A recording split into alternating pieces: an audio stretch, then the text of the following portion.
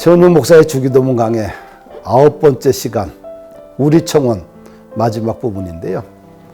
시험과 유혹을 극복하라 입니다. 주기도문에 이렇게 나와 있죠. 우리를 시험에 들게 하지 마옵시고 악에서 구하시옵소서.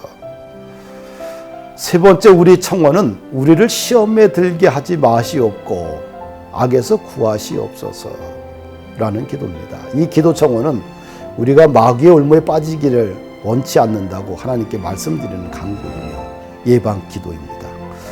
우리를 시험에 들게 하지 마옵시고, 시험이란 단어는 히브리어로 마사이고 헬라어로 페이라스몬입니다. 이 단어는 이중적인 의미로 사용되지요.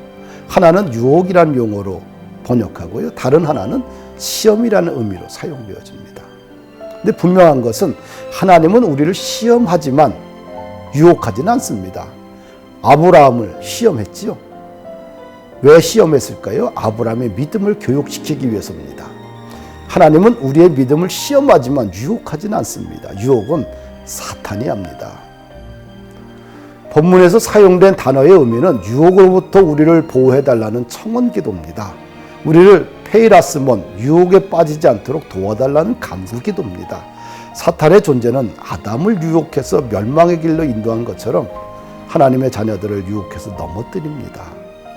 우리에게는 사탄의 유혹을 막을 힘이 부족합니다. 그래서 하나님께 기도하는 것입니다.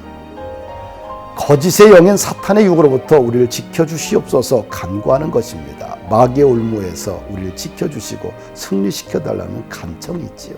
질문 하나 드릴까요? 사탄은 우리의 치명적인 약점을 너무도 잘 알고 있습니다. 항상 그 약점을 파고 들어오지요. 예수님이 40일 금식하신 후에 사탄이 시험을 합니다. 육신의 정욕, 돌들로 떡덩이가 되게 하라. 안목의 정욕, 천하만국을 모두 보여주고 나에게 전하면 이 모든 것을 주겠다. 이생의 자랑, 성전 높은 꼭대기에서 올라가서 당신은 하나님의 아들이니 여기에서 뛰어내리면 천사들이 당신을 받들 것이라고 유혹합니다. 그러면서 예수님을 괴롭혔죠.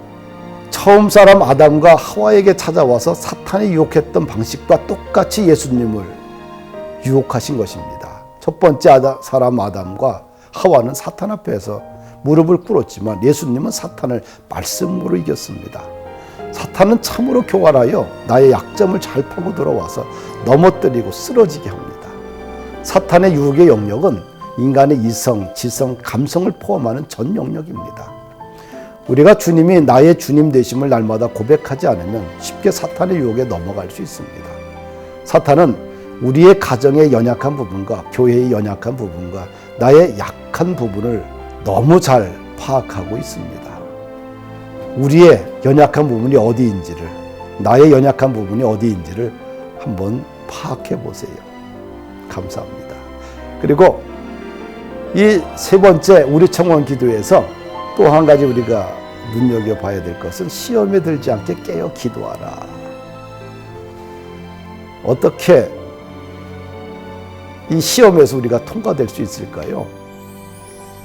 마태복음 26장과 누가복음 22장에 보면 예수님이 십자가에 달리시기 전 마지막 밤을 겟세마네 동산에서 제자들과 함께 기도하는 모습이 기록되어 있습니다. 감람산 기도가 예수님의 기도 생활의 가장 표본이 아닌가 생각이 듭니다. 자녀들이 영적 생활에서 승리하기 위해서는 반드시 감람산의 기도가 있어야지만 원수마귀 사탄의 계략을 이기고 믿음의 삶을 건강하게 살아갈 수 있습니다. 이 감람산 기도에 보면 예수님의 기도 생활을 보니까 습관을 따라 기도했죠. 왜 기도해야 되는가? 그 이유에 대해서는 유혹에 빠지지 않도록. 그래서 기도해야 된다. 예수님의 기도 모습 보니까 무릎을 꿇고 기도했고요. 힘쓰고 애써 더욱 간절히 기도한 것을 보게 됩니다. 그 예수님의 기도 방법을 보니까 내 원대로 마시고 아버지의 원대로 되기 원하나이다. 기도의 방식을 보니까 내 원대로 마시고 아버지 원대로 되기를 원하나이다. 하나님의 뜻에 초점을 맞추는 기도였죠. 또 시험을 극복하는 방법에 대해서 예수님이 말씀하고 있는데 시험에 들지 않게 일어나 기도하라. 시험을 극복하는 방법은 그냥 깨어나서 그냥 일어나 기도하는 것밖에 없습니다. 다른 방법이 없어요. 질문 하나 드릴게요. 예수님의 감람산 기도가 주는 교훈이 참으로 많습니다. 기도에 모범답안이 있지요. 사탄의 유혹과 시험에 넘어지지 않기 위해서는 다른 방법이 없습니다. 오직 기도입니다. 기도만이 영적인 힘을 얻고 분별할 수 있는 지혜를 얻고 하나님의 사역들이 세워지게 되지요. 겟세마네 기도가 당신에게 던져주는 영적 은혜는 무엇인지요? 읽고 느낀 점이 있다고 한다면 한번 여러분들 기록해 보시면 좋을 것 같아요. 시험에 들지 않게 깨어 기도하라. 마음은 원의로 돼 육신이 약하도다. 마태복음 26장 41절 예수님이 이런 말씀하셨어요. 또 누가복음 22장 46절 보니까 시험에 들지 않게 일어나 기도하라. 그냥 거의 정확하게 일치하는 내용들입니다. 이것은 우리의 인간은 마음은 원의로 돼 육신이 약하다는 것을 인정하는 것이지요.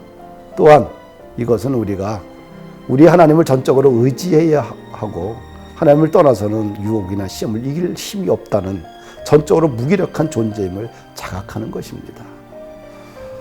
베드로는 기도하라는 예수님의 말씀을 듣고서도 잠이 들었습니다. 깨어서 기도하지 않은 결과 예수님을 3번이나 부인했지요.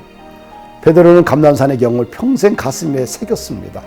깨어서 기도하지 아니하면 반드시 사탄의 먹잇감이 된다는 것을 베드로는 잘 알고 있어서 베드로가 쓴 서신에 보면 근신하라 깨어라 너희 대적 마귀가 우는 사자같이 두루다니며 삼킬 자를 찾나니 아주 강력하게 전해주고 있습니다. 사탄이 베드로를 밀가부르듯이 했던 것과 같이 사탄이 우리에게도 그렇게 합니다. 우리 혼자 힘으로 사탄을 이길 수 없다는 것을 깨달으며 하나님께 도움을 요청해야 합니다. 하나님, 우리를 시험에 들지 않게 하시옵고 다만 악에서 구하옵소서. 우리는 마귀의 올무에 빠져서 실패자가 되어서는 안 됩니다. 마귀가 나로 하여금 그 일을 하도록 했습니다 라고 변명하는 그리스도인이 되어서도 안 됩니다.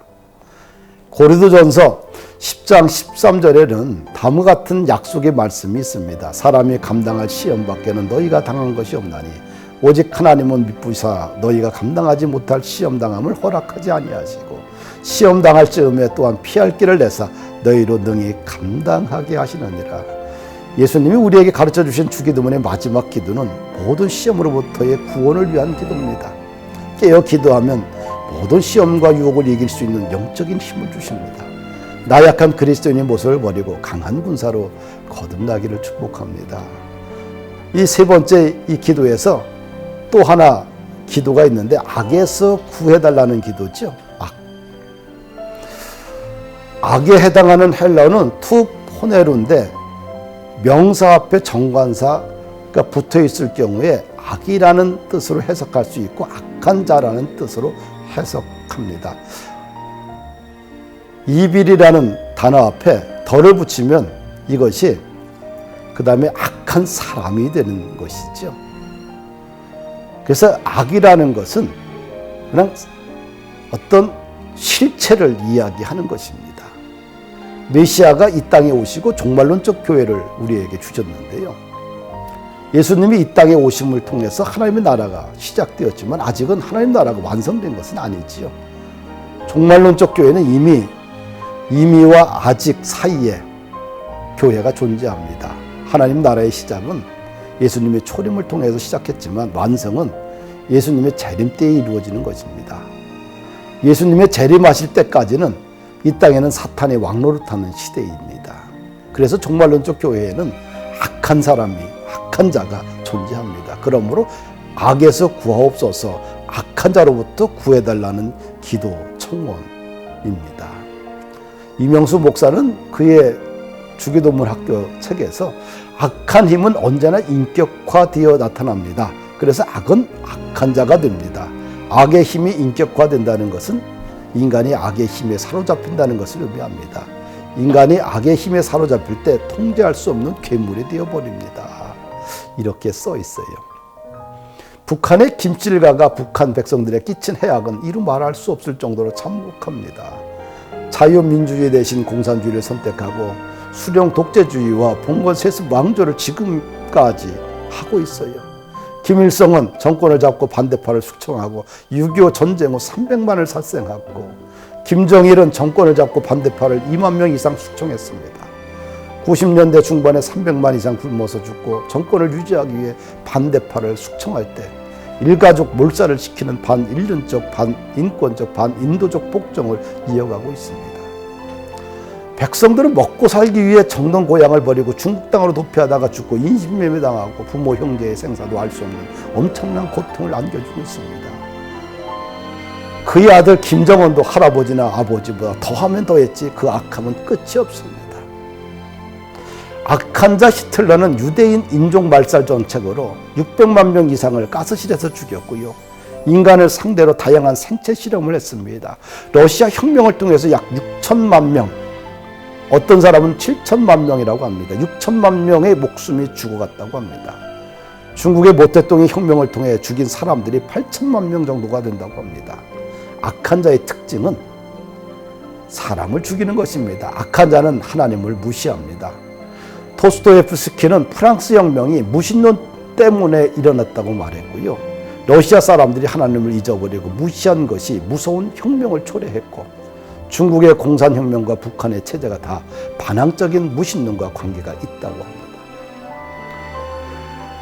악한 자가 러시아의 스탈린, 북한의 김씨 봉건 왕조, 중국의 모택 등 독일의 히틀러만 있겠습니까? 악한 자는 우리들의 주변에 참으로 많습니다. 지구촌에는 매일 끔찍하고 엽기적인 살해 사건의 지면을 장식하고 있습니다. 또한 가정을 깨트리고 사회 질서를 무너뜨리고 국가를 붕괴시키고 교회를 파괴하는 이단들과 회사의 기밀을 훔치는 산업 스파이, 문화라는 명목으로 삶에 깊숙이 파고 들어오는 사탄 숭배자들 등 우리 주변에 악한 자가 득실득실합니다. 우리는 악한 자로부터 구원해달라고 기도해야 됩니다. 종말론적 교회는 예수님의 초림으로 이미 시작됐지만 아직 완성되지 않는 과정에 있습니다. 그리스도인들은 뱀처럼 지혜롭고 비둘기처럼 순결하게 믿음을 가꾸고 하나님 나라를 완성하는 일꾼들이 되어야 합니다. 사탄의 유혹과 시험과 악한 자로부터 구원해 줄 것을 날마다 기도해야 합니다. 하나님 나라가 빨리 완성되게 해달라는 기도와 더불어 지금 이곳에 하나님의 통치가 임해서 사탄의 죽음과 통치로부터 건져달라고 간구해야 합니다. 하나님의 통치가 우리에게 임하게 해달라고 날마다 간구해야 됩니다. 감사합니다.